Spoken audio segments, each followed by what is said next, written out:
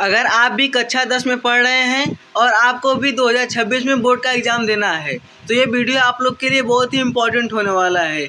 क्योंकि आज के इस वीडियो में हम लोग देखेंगे कक्षा 10 गणित के आधे बुक की फार्मूला यानी कि चैप्टर 1 से चैप्टर 5 तक के जितने भी फार्मूला है, जितने भी कॉन्सेप्ट है, उसे आज हम लोग देखने वाले हैं।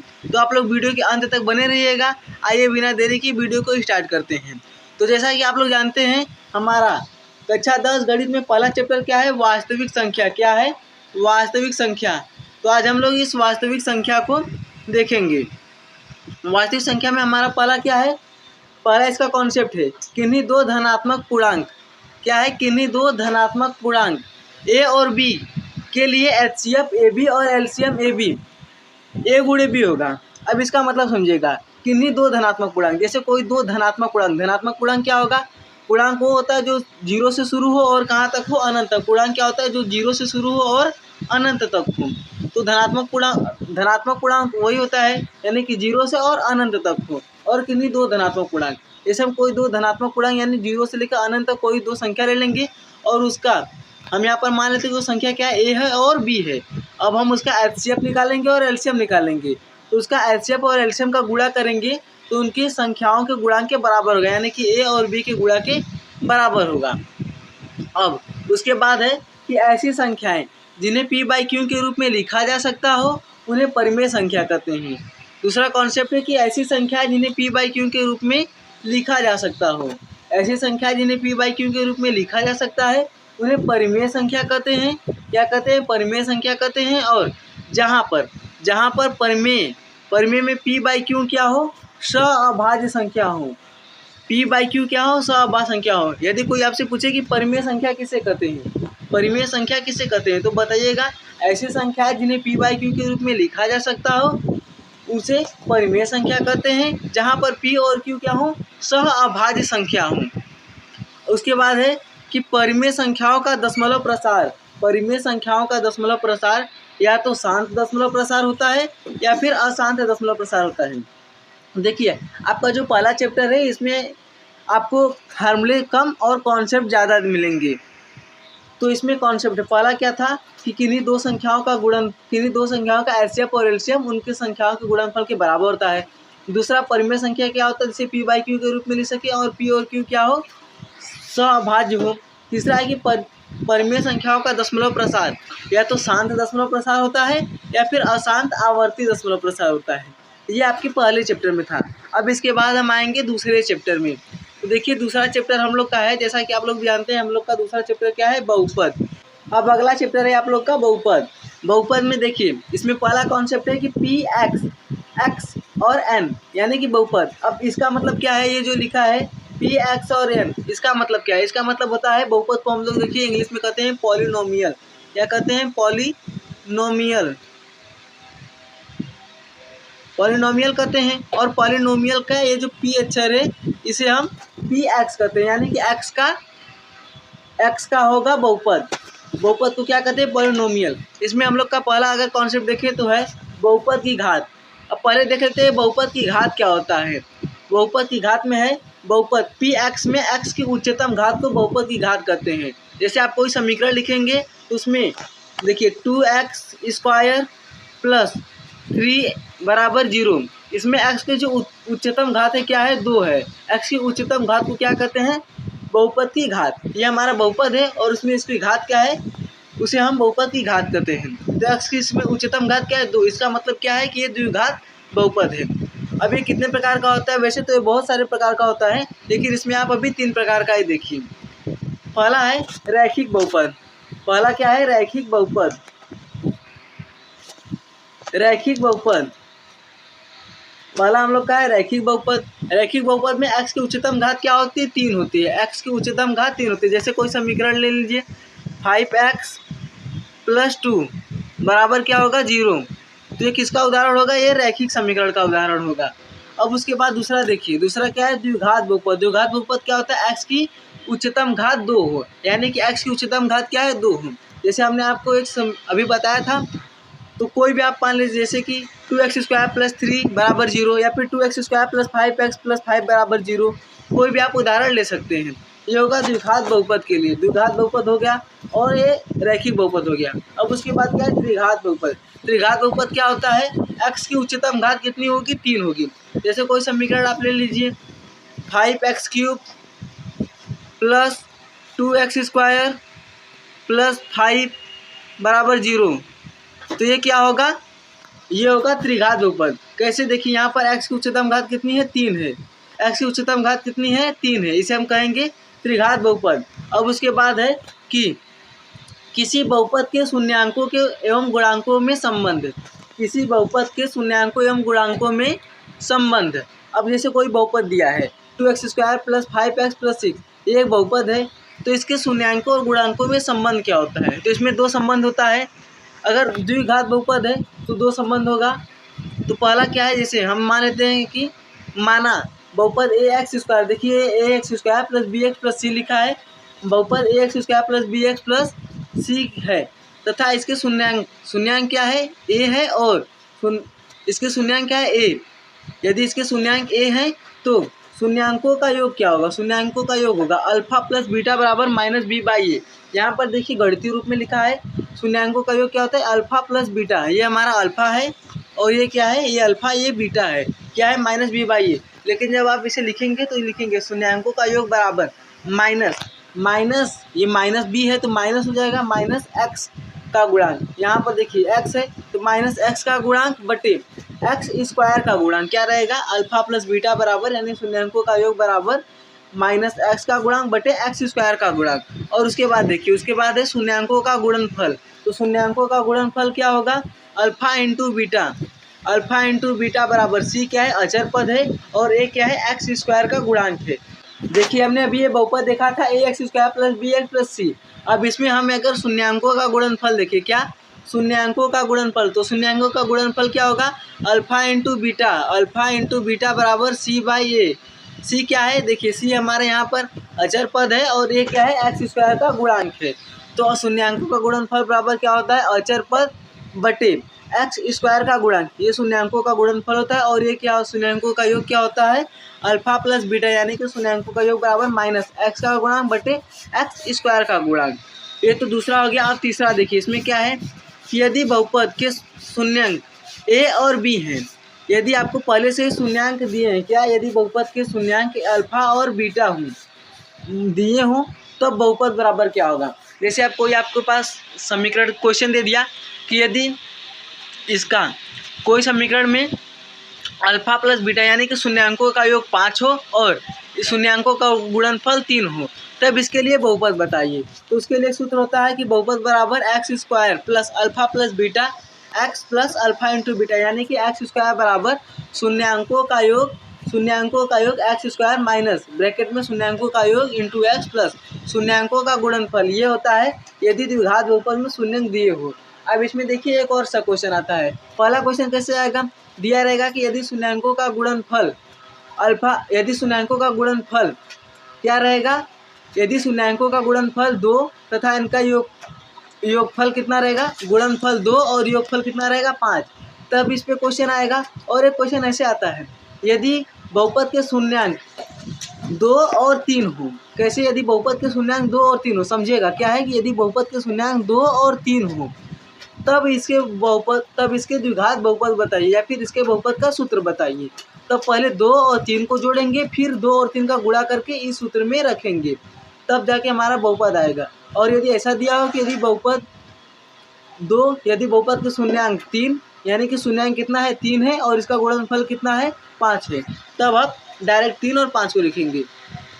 और ये हमारा बहुपद वाला चैप्टर भी हो गया। अब तीसरा चैप्टर जैसा कि आप लोग जानते हैं, तीसरा चैप्टर है हम लोग का 2 चर वाले रैखिक समीकरण युग्म। 2 चर वाले रैखिक समीकरण युग्म। पहले इसका मतलब समझ लीजिएगा 2 चर वाले रैखिक समीकरण युग्म होता क्या है। पहला है 2 चर। चर क्या होता है, जिसका मान बदलता रहे, जैसे कि XYZ। क्या, XYZ, ये क्या है, इसका मान बदलता रहता है, तो ये हमारा चर हो गया। अब इसमें कितने चर है, 2 चर हैं। यहाँ पर देखिएगा कितने चर है, एक चर है x है और एक क्या है, y है। x और y यानी 2 चर वाले रैखिक समीकरण युग्म। रैखिक क्या होता है, अभी हमने दूसरे चैप्टर में पढ़ा। रैखिक का मतलब क्या होता है, रैखिक का मतलब होता है कि किसी भी चर किसी भी बहुपद की अधिकतम घात कितनी हो, 1 हो। जैसे यहाँ पर देखिए x की अधिकतम घात 1 है, y की अधिकतम घात क्या है, 1 है। यहाँ पर x और y क्या है, ये चर है। और समीकरण क्या होता है, उस बहुपद के बराबर 0। जैसे हम बस इतना देखिए, इतना देखिए बस, ax + by + c, तो ये क्या है, बहुपद है।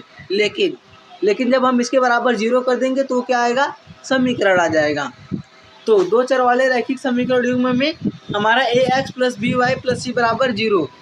दो चर वाले रैखिक समीकरण युग्म में क्या होता है, उसे समझिए। दो चर वाले रैखिक समीकरण यानी कि इसमें दो चर हो, x और y हो, और साथ में क्या हो, उस दो चर हो और उसमें क्या है, रैखिक यानी कि x की अधिकतम घात कितनी हो, 1 हो, और समीकरण यानी कि उसके बराबर क्या, 0 लगा हो। तो हो गया। इसमें पहला कॉन्सेप्ट है, यदि वह समीकरण जिसे ax + by + c के रूप में व्यक्त किया जा सकता है उसे दो चर वाले रैखिक समीकरण युग्म कहा जाता है। देखिए हमने यही बताया क्या, कि जिसे ax + by + c बराबर 0 के रूप में व्यक्त किया जा सके उसे दो चर वाला रैखिक समीकरण युग्म कहते हैं। ax + by + c बराबर 0, इसका मतलब आपने समझा कि x की अधिकतम घात कितनी है, 1 है, और इसीलिए रैखिक है। दो चर क्यों है, क्योंकि x और y दो चर हैं और इसके बराबर 0, इसका मतलब ये समीकरण है। अब उसके बाद देखिए, सभी दो चर वाले रैखिक समीकरण युग्म, सभी दो चर वाले रैखिक समीकरण सरल रेखा को निरूपित करते हैं। और सरल रेखा, जैसे अब दो चर वाले रैखिक समीकरण युग्म, कोई आप रैखिक समीकरण लेंगे तो क्या होगा, सरल रेखा को निरूपित करेगा। एक सिंपल सा एक रेखा, अगर हम उसे ग्राफ पर देखेंगे तो एक सिंपल सा रेखा ये निरूपित करेगा। तो ये हो गया। अब उसके बाद है, ये देखिए यहाँ से एक मेन पॉइंट शुरू होता है जिससे आपके बोर्ड एग्जाम में फिक्स होता है कि एक क्वेश्चन जरूर आता है। ये है तीसरा पॉइंट क्या है, कि यदि दो सरल रेखाओं a1x b1y + c1 बराबर 0 तथा a2x + b2y + c2 बराबर 0 हो, तो ऐसे क्वेश्चन दे देगा कि आपके पास कोई दो समीकरण दे देगा, जैसे 5x + 3y + 6 बराबर 0 और 2x + 5y + 10 बराबर 0 हो। तो अब उसके बाद पूछे क्या इसका प्रतिच्छेदी रेखा होगा, संगत होगा, या फिर अद्वितीय हल होगा। तो इसके लिए आपको ये इसे याद रखना पड़ेगा, क्या, कि a1/a2 बराबर b1/b2। जैसे आपके पास समीकरण था a1x + b1y + c1 बराबर 0 और a2x + b2y + c2 बराबर 0। तो इसमें आपको याद रखना पड़ेगा कि a1 क्या है, हमारा जो वैल्यू दी रहेगी, x का गुणांक a1 है और x1 का गुणांक a1 है और x2 का गुणांक क्या है, a2 है। y1 का गुणांक क्या है, b1 है। देखिए यहाँ पर x1 का गुणांक क्या है, x1 का गुणांक a1 है और y का गुणांक क्या है, b1 है, और x2 का गुणांक a2 क्या है, x का गुणांक है, और y क्या है, b2 का गुणांक है दूसरे समीकरण में। तो यही होगा, a1/b2 बराबर नहीं होगा b1/b2 के। जब ऐसा कोई समीकरण आएगा तो क्या होगा, प्रतिच्छेदी रेखा होगा, और उसका युग्म हल क्या होगा, संगत युग्म होगा और अद्वितीय हल होगे।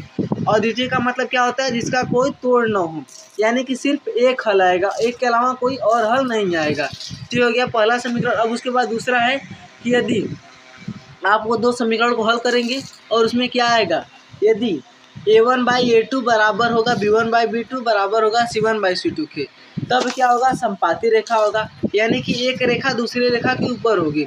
जैसे देखिए ये एक रेखा है और एक रेखा क्या है, एक रेखा है, एक संपाती ये नहीं होगा।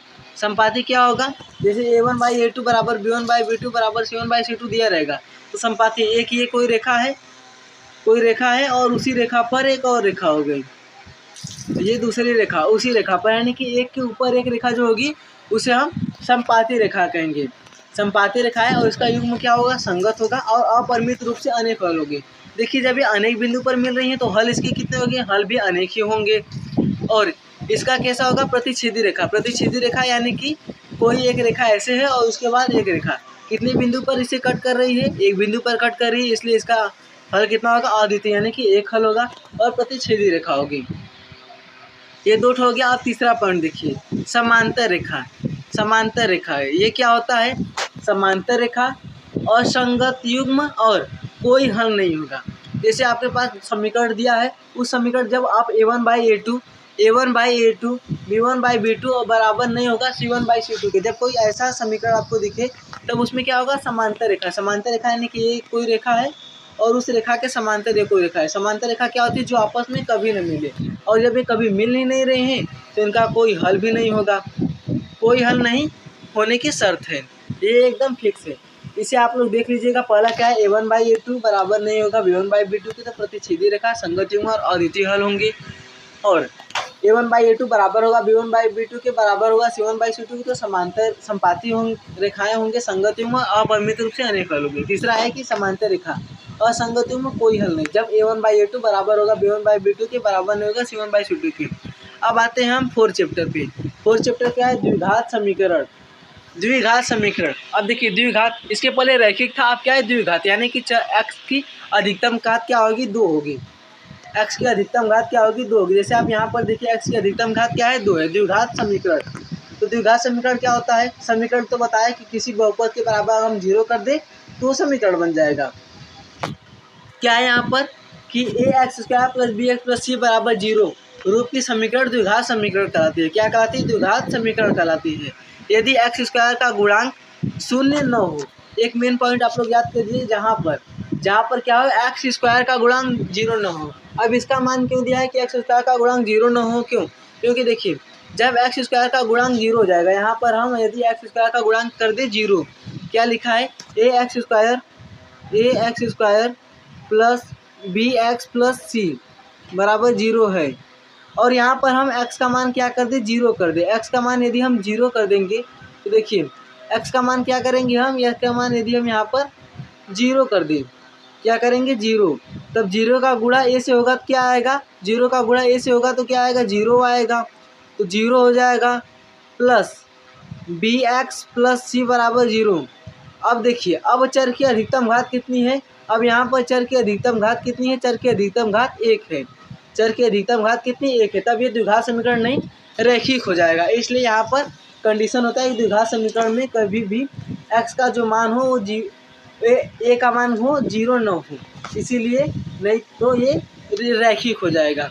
समझ में आ गया आप लोग को, इतना क्लियर हो गया। द्विघात समीकरण जिसे कहते हैं, जिसे हम ax² + bx + c बराबर 0 के रूप की समीकरण द्विघात समीकरण कहलाती है।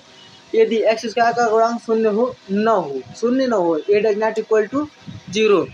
अब उसके बाद क्या है, द्विघात समीकरण के शून्यक लिखा है यहाँ पर, द्विघात समीकरण के शून्यक बराबर होंगे द्विघात समीकरण के मूल के। इसका कोई ज़्यादा मतलब नहीं है, बस एक समझ लीजिएगा आप लोग को कि द्विघात समीकरण का जो शून्यक होता है वो मूल होता है। इसका मतलब कि हम शून्य को मूल कहते हैं, शून्य का अर्थ होता है मूल। शून्य को क्या कहते हैं, मूल कहते हैं, शून्य को कहते हैं मूल। द्विघात समीकरण के शून्य को क्या कहेंगे, द्विघात समीकरण के मूल कहेंगे। अब उसके बाद है द्विघात समीकरण को हल करने की विधियाँ। तो आइए अब द्विघात समीकरण को हल करने की कुछ विधियाँ देख लेते हैं। द्विघात समीकरण को हल करने की कुछ विधि देख लेते हैं। तो इसके लिए कितनी विधि है हम लोग के चैप्टर में, तो इसके लिए 2 विधि है। पहला क्या है, गुणनखंड विधि, क्या है, गुणनखंड विधि। और उसके बाद क्या है, द्विघात सूत्र या फिर श्रीधराचार्य सूत्र विधि। क्या है, द्विघात गुणनखंड विधि। जैसे आपके पास कोई गुणनखंड विधि क्या होता है, गुणनखंड विधि में पहले हम जैसे कोई समीकरण दिया है ax² + bx + c बराबर क्या है, 0 दिया है, तो इसे हम गुणनखंड विधि से करेंगे। तो पहले a और c का गुणा करके b को इस प्रकार तोड़ेंगे, a और c का गुणा करके b को इस प्रकार तोड़ेंगे कि इनका योग क्या है, b के बराबर है, और इसके जोड़ने और घटाने पर b के बराबर है, और गुणा करने पर इनके गुणांक के बराबर है। इसे हम द्विघात समीकरण कहते हैं। अब उसके बाद है एक श्रीधराचार्य सूत्र विधि। क्या है, श्रीधराचार्य सूत्र या फिर द्विघात सूत्र विधि। तो श्रीधराचार्य सूत्र क्या होता है, देखिए आप लोग को क्लियर नहीं दिख रहा होगा, तो इसके लिए होता है, सुन लीजिए कि x बराबर, x का मान निकालने के लिए -b, क्या होता है, x का मान निकालने के लिए -b ± अंडर रूट में क्या है, b² - 4ac/2a। हम यहाँ पर लिख भी देते हैं। देखिए x बराबर क्या होगा, x बराबर क्या होगा, -b ± under root b² - 4ac बटे क्या होगा, 2a। यही यहाँ पर लिखा है। ये होता है द्विघात समीकरण को हल करने का सूत्र। और इसमें एक कॉन्सेप्ट है कि जहाँ d क्या होगा, b² - 4ac। अब ये क्या है, ये विविक्तिकर है, d क्या है, d विविक्तिकर है। क्या है कि d बराबर होता है b² - 4ac। d क्या होता है, b² - 4ac। अब इस पर भी एक क्वेश्चन आता है, कैसे कि आपको मूलों की प्रकृति निकालना होगा।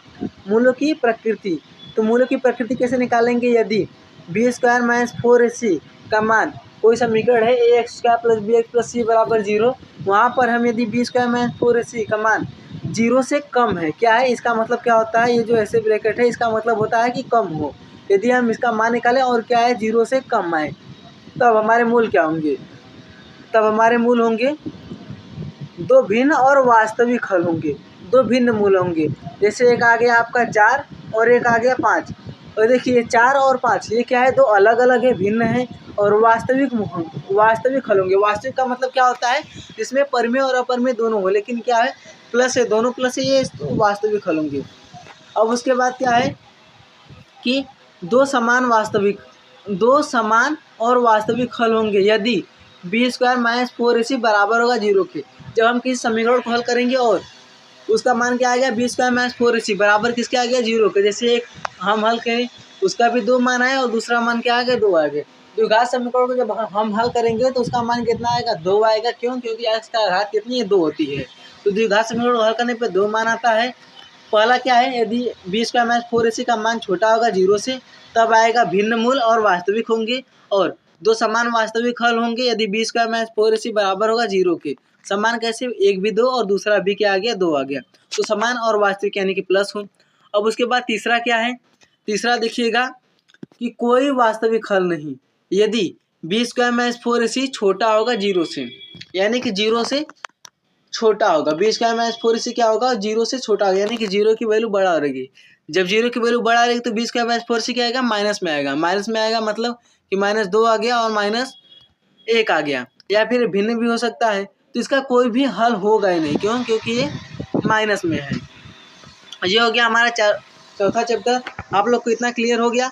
अब हम देखेंगे आखिरी चैप्टर। आज के इस वीडियो का आखिरी चैप्टर क्या है? समांतर श्रेणी।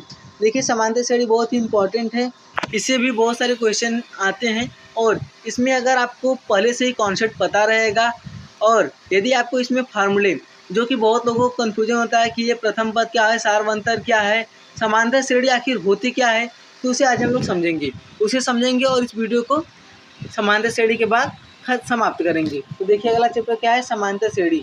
समांतर श्रेणी में पहला पॉइंट है समांतर श्रेणी। समांतर श्रेणी होती क्या है? जैसे हम मानते हैं एपी। समांतर श्रेणी को देखिए इंग्लिश में कहते हैं अरिथमेटिक प्रोग्रेस। क्या कहते हैं? Arithmetic progress. इसे शॉर्ट फॉर्म में लिखते हैं एपी। तो एपी इसमें a plus d plus a plus 2d plus a plus 3d plus a plus n minus 1 into D. यहाँ पर ब्रैकेट बीच में रहेगा डॉट डॉट डॉट। क्या रहेगा? Dot dot dot. अब इसका मतलब समझिए। जैसे आप देखिए कोई एक समीकरण दिया है, वो उसमें ए क्या है? ए हमारा प्रथम पद है, डी क्या है? सार्वंतर है, और डी हमारा सार्वंतर है। जैसे कोई समीकरण हो गया, देखिएगा पहले क्या है? 2 है, फिर क्या है? 4 है, फिर 6, फिर 8, फिर 10, ऐसे कोई दिया है। तो उसमें 2 क्या होगा? ये जो 2 होगा वो प्रथम पद होगा, और 4 क्या होगा? ये दूसरा पद होगा। तो दूसरा पद को लिखेंगे ए प्लस 2d से। 6 तीसरा पद होगा तो ए प्लस 3d से। 8 चौथा पद होगा। तो ऐसे ही करते डॉट डॉट डॉट, यानी कि nवां पद। nवां पद को किसे लिखते हैं? a plus n minus 1 into D से। a plus n minus 1 into D से। ये हो गया हमारा nवां पद।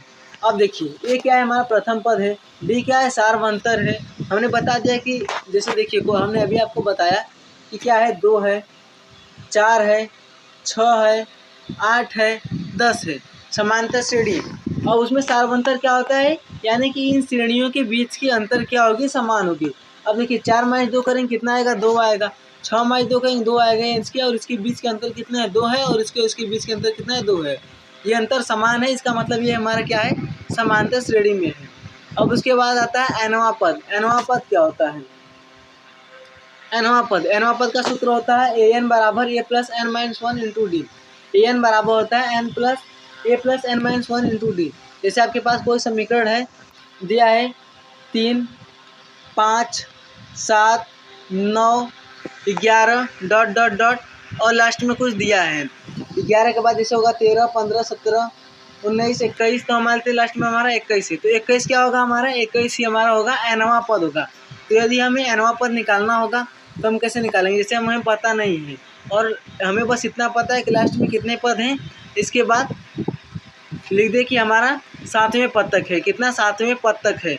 अब हमें nवां पद निकालना है कि इसका 7वां पद क्या होगा। तो उसके लिए एक सूत्र होता है कि ए एन बराबर क्या होता है, ए एन बराबर a plus N minus one into d. A n बराबर क्या होता है, ए एन बराबर होता है a plus N minus one into d. तो जहाँ पर देखिएगा ये लिखा नहीं है, आप लोग सुन लीजिए। जहाँ पर ए एन क्या होता है, एनवा पद होता है, ए प्रथम पद, एन क्या होता है, एन होता है पदों की संख्या और डी क्या होता है सार्वंतर। मान लीजिए कि आप लोग के बोर्ड एग्जाम में ऐसा भी क्वेश्चन आ जाए कि एनवा पद का सूत्र लिखिए और 2 नंबर में ऐसा क्वेश्चन आ जाए, तो आप उसमें क्या करेंगे कि आप कितने लोग क्या करेंगे कि बस से डायरेक्ट सूत्र लिख देंगे। क्या सूत्र लिखेंगे, ए एन बराबर a plus N minus one into d, और सोचेंगे कि हमारा 2 नंबर आ गया। जबकि एक नंबर देखिए यहीं से कटता है। आपको वहाँ पर सूत्र लिखने के बाद सूत्र लिख देंगे, आपको 1 नंबर तो मिल जाएगा, लेकिन उसके बाद क्या करेंगे कि इस सूत्र को डिफाइन भी कर देंगे।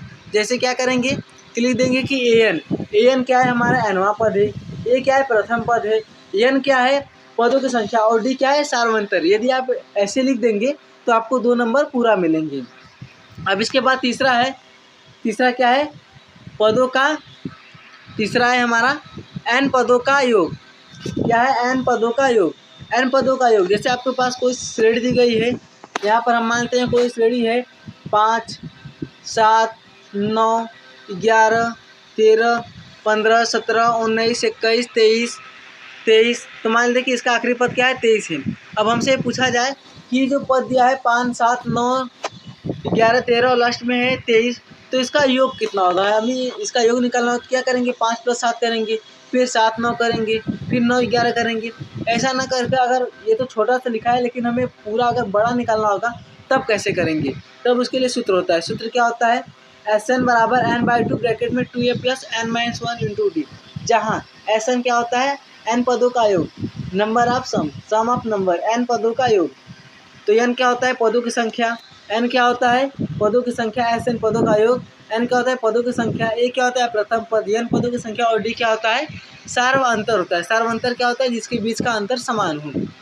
और इस या तो एक और सूत्र होता है, जब आपको एनवा पद पता हो, जैसे हमने समीकरण लिखा था उसमें हमें एनवा पद पता था, यदि हमें एनवा पद न पता हो तब हम ये सूत्र लगाएंगे, और यदि पता हो तब हम ये सूत्र लगाएंगे। लास्ट में हमारा ए एन क्या था, 23 था, तो हम उसके लिए सूत्र लगाएंगे कि एस एन बराबर एन बाई 2 ब्रैकेट में ए प्लस ए एन। यहाँ पर एस एन क्या हो, एन पदों का योग हो, और एन क्या हो पदों की संख्या, ए प्रथम पद, और ए एन क्या हो एन पदों एनवा पद हो, ए एन क्या हो एनवा पद हो। अब इसके बाद देखिए यहाँ पर 2 आखिरी कॉन्सेप्ट है। पहला क्या है इसमें से, यदि एपी 3 पदों का योग, यदि एपी के 3 पदों का योग दिया हो तो हम वे 3 पद मानेंगे। कैसे मानेंगे, ए माइनस डी और ए प्लस डी। ये हम यदि 3 पदों का योग दिया हो तो उसमें हमारा पहला पद क्या होगा, ए माइनस डी, दूसरा पद ए होगा, तीसरा पद क्या होगा ए प्लस डी। और उसके बाद है यदि 3 संख्या ए बी व सी हो तो इसका ए पी में हो या नहीं। जैसे कोई 3 संख्या दिया गया है, हम यहाँ पर नीचे देखते हैं, जैसे देखिए यहाँ पर यहीं पर देखिए, जैसे हमें कोई 3 संख्या दी गई है, जैसे हम मान लेते हैं पहला वाले मान लेते हैं 2, 4, 6, 8, ऐसे ही कोई और संख्या दी गई है। अब हमें बताना हो क्या ये एपी में है या नहीं, तो हम उसके लिए सिंपल से क्या करते हैं, 4 - 2 कर देंगे।